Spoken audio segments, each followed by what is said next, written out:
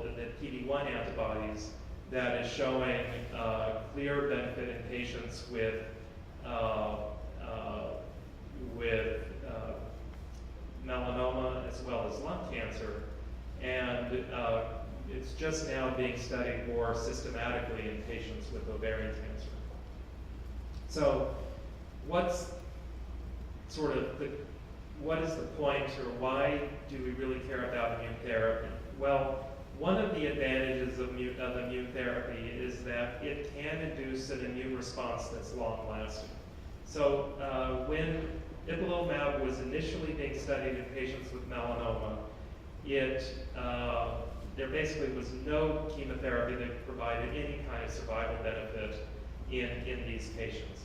And when you look at these things called survival curves, the most remarkable thing is what's called the tail of the curve, where the percentage of patients who receive just standard treatment that were alive, this is 40 months later, was about 10%, and that's very common in patients with melanoma.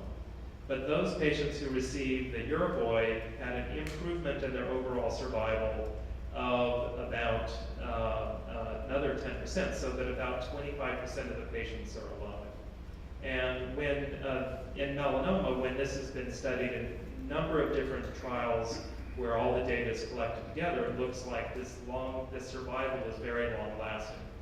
So the reason why we're excited about immune therapy is there's the potential of giving a drug that in some patients the response can be very long lasting, and patients can live without succumbing to the disease up to 10 years and continue to benefit, many of which are receiving no further therapy.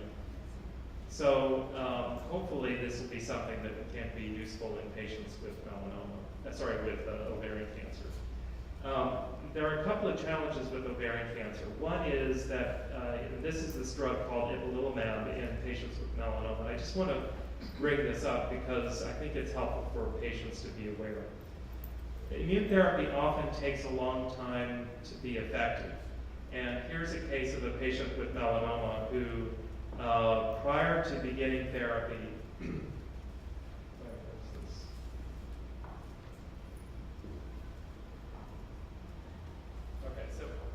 prior to chemotherapy, the patient had a large, the patient had these skin lesions. And then after 12 weeks of therapy, the skin lesions continued to grow. And then off of therapy, the lesions then disappeared. And this is actually, in the melanoma clinic, is something that we've become used to dealing with in patients with receiving this drug, where about half of the patients who achieve benefit from Yervoy, it takes 3 months before you actually see any benefit. And this is a challenge with an agent that has a response rate of only 15%. However, it results in long-term benefit. Now, if this patient had ovarian cancer,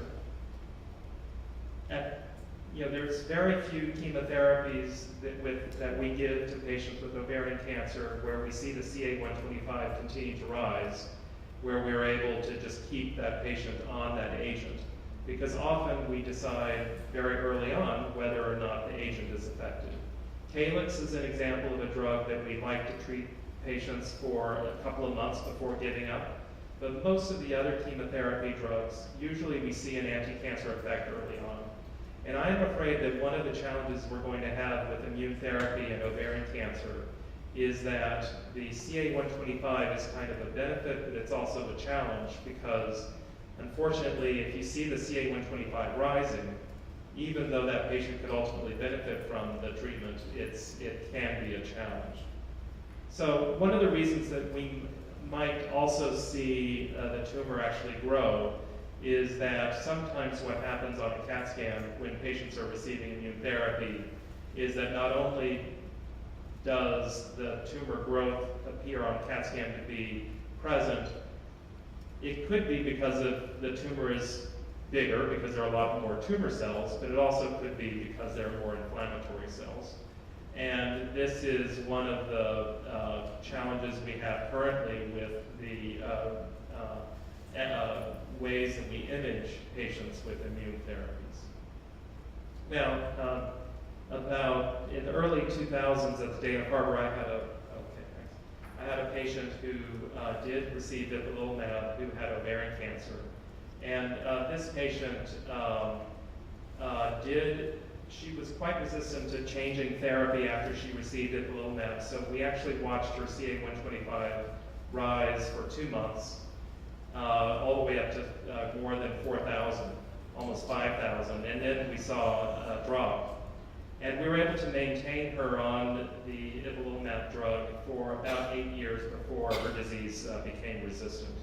So this drug is being studied in patients with ovarian cancer. Currently not here, but hopefully it'll end up having some more activity. In this particular study, about a dozen patients were treated, and she was a special case. There are several immune modulators in development, and hopefully one of these agents will be effective in patients with ovarian cancer. But the challenge is that because of the excitement about immune therapy modulators, the real question is going to be which of these different agents is going to be tested first. Now, I understand I have about 10 more minutes, and I'd like to review some of the work we're doing with immune cell therapies. So as I showed you before, these T cells, which are able to recognize the tumor and destroy them, can either be augmented through vaccination so that you induce more production of these immune cells, or you can get rid of the elements of the immune system that are making the tumor resistant to the T cells. The other way is to simply just increase the total number of these anti-tumor T cells, and that's through a system called adoptive cell therapy. So immune cells can be taken out from the patient either by taking tumor or taking blood, and then manipulating those immune cells within the laboratory, and then infuse these cells into patients. There's a system that was initially developed at the National Cancer Institute where tumor-infiltrating lymphocytes are produced in the and expanded in the laboratory and then infused into patients. And we've started a program here at Princess Margaret, as well as several groups have worked on this area in melanoma, treating a large number of patients throughout the world. In our system in melanoma, we have developed a program with Lynn Nguyen and Pamela Ohashi's lab, where tumors are taken, are then cultured in vitro, and then infused into patients after high-dose chemotherapy is administered, and then patients receive a cytokine called IL-2 to try to induce an anti-cancer effect. And in our first few patients that we've treated in melanoma, we have seen some activity with anti-cancer treatment. For ovarian cancer, we are going to hopefully in the fall begin a clinical trial where patients are treated with these tumor-infiltrating lymphocytes, but instead of giving high-dose chemotherapy, we're going to re-stimulate these T cells with the teacher cell of the immune system, the dendritic cell, to try to induce a better anti-cancer effect, where hopefully we will avoid the need for high-dose chemotherapy. So what's involved here is the patient will have their tumor resected, tumor-infiltrating lymphocytes will be expanded and then infused. And at the same time, the patient will have blood drawn, monocytes or a kind of precursor to the dendritic cell will be obtained. And then we will infuse the dendritic cell, we will use the dendritic cell to re-stimulate the tumor-infiltrating lymphocytes and then infuse these T cells into patients. Our group has also been working on developing a special kind of antigen-presenting cell or teacher cell to induce an anti-cancer effect. And this involves taking patients' blood, stimulating the blood cells with an artificial cell line, which has been manipulated to have specifically the best properties to induce an anti-cancer effect, and then infuse those cells into patients for treatment. When I was at the Dana-Farber, we developed this technology for metastatic melanoma. We did see anti-cancer effects as shown here. And our initial studies showed that we could induce long-lasting effects in a minority of patients. But interestingly, if you, in some of those patients who even didn't have a response initially, went on to receive that ipilimumab or Yervoy medication, you could see a massive increase of these T cells specific for the tumor and result in anti-cancer effects in patients. So within the melanoma program, we're going to be doing a clinical study where patients are to receive these T cells along with immune modulating agents to see whether this combined therapy will be effective.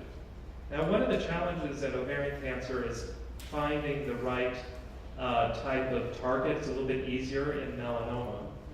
But in ovarian cancer, to induce these kinds of responses, there are some target antigens. However, to induce a really strong response, we may need to genetically modify the T cell in order to induce a specific anti-cancer response. So the plan that we have right now is an early phase clinical trial where patients are going to have lymphocytes removed. They'll be engineered to have a specific kind of anti-cancer receptor put into the lymphocytes that are then infused into patients. And our current plan is to target NY-ESO-1, which is restricted only to cancer cells. And it's very immunogenic, and about 30 to 40% of patients with ovarian cancer have a tumor that expresses this antigen. It's also expressed in a number of other cancers. So we'll be doing a clinical trial in collaboration with a biotechnology company that's interested in targeting this particular tumor. And I expect that a large number of patients with ovarian cancer will be good patients for these studies, since there's a high expression rate relatively in this particular kind of cancer. So I'll be happy to answer questions. Starting over here, we'll work our way. Will that apply to people with ovarian cancer who have a recurrence or just newly diagnosed? Which? The Like set? any of these. So I think for, like I said earlier, the early phase clinical trials won't usually have lines of prior treatment as exclusions. And I think the reason for that is that we're trying to look at side effects.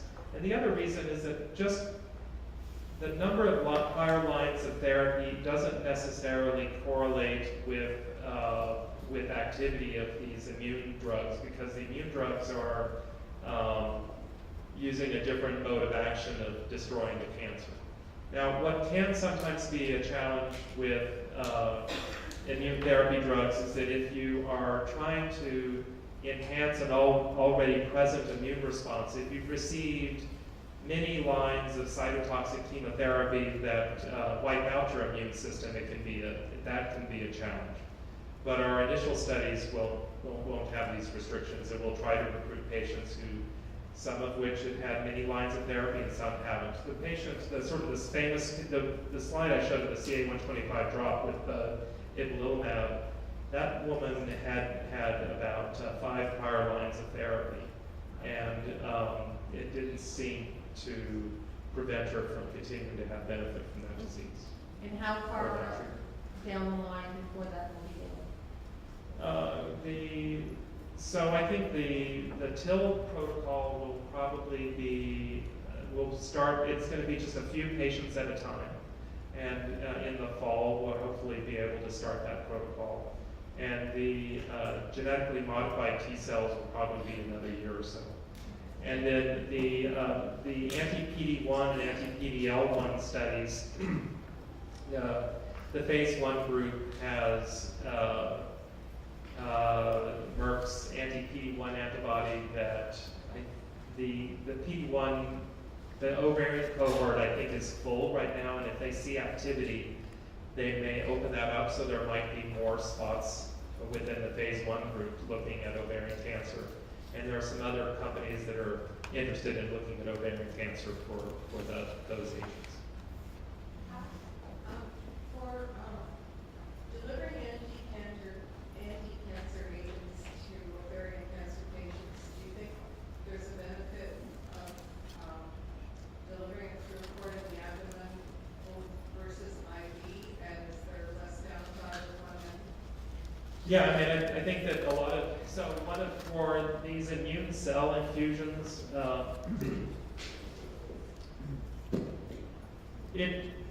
we have that question. You know, the doctors are also asking that same question. For immune cells, if you just infuse cells directly into the abdomen, the cell still needs to penetrate within the tumor.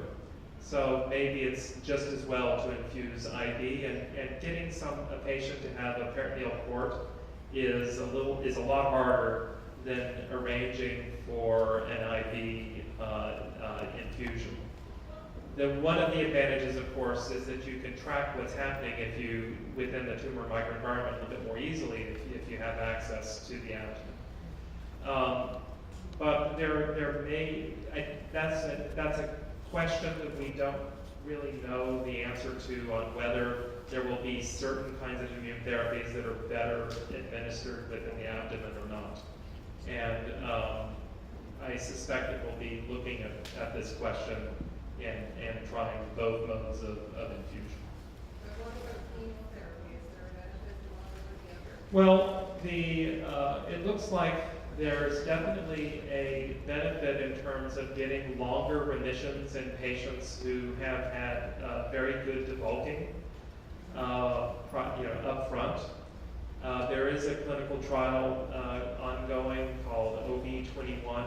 That's a Canadian-sponsored trial where patients who aren't able to get primary debulking surgery and then are having interval debulking, where they're randomized to either receive IV treatment or to have intraperitoneal chemotherapy. In terms of whether, sort of the big picture, whether the intraperitoneal